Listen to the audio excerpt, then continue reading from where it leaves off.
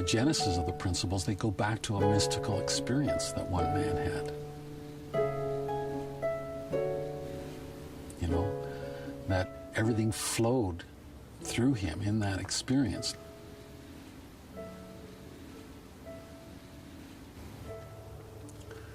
The principles inform psychology in a way that nothing else ever has, because it informs us of our own true nature, of who and what we really are. And I think that's what, when Sid started talking, that's what he was talking about from the very beginning, who and what we really are.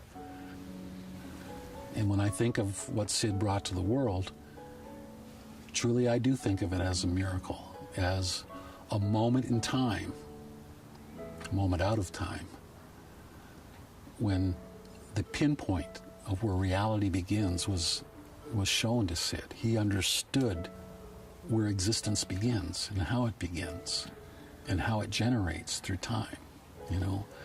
And it's just hard to imagine how much more profound than you could get to that, the pinpoint where nothing becomes something. And he talked about that throughout his whole life.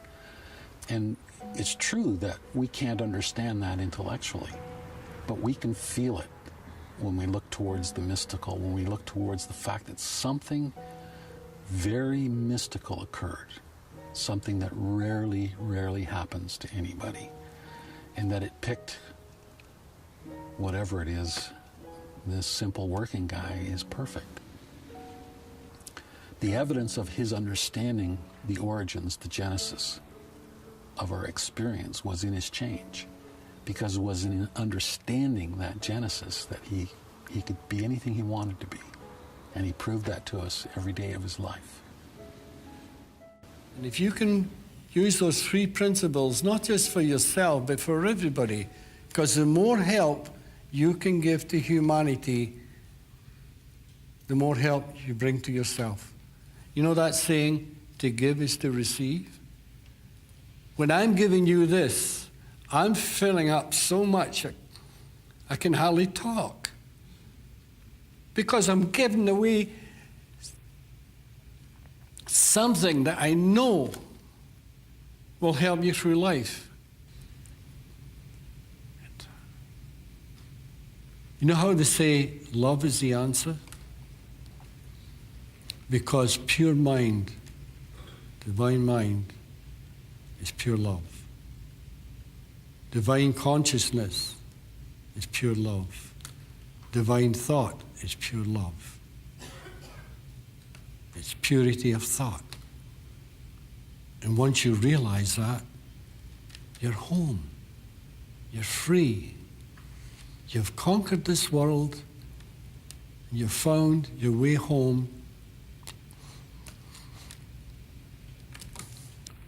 from where you came from. You've traveled through this journey. You've looked, turned around, gone home. And once you do that, then you help others.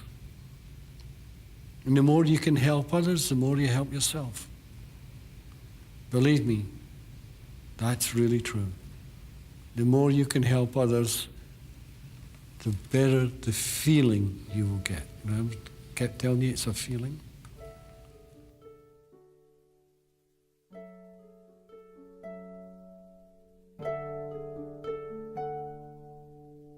The before picture of Sid didn't prepare him, certainly, and didn't prepare anybody for what happened to him. I knew him as Scotty, a good friend of Ken's. They worked together at a pulp mill. And although I had heard he was an excellent tradesman and well liked at his work, that was about all I knew about him. But I was intrigued, and I got the opportunity to meet him one day.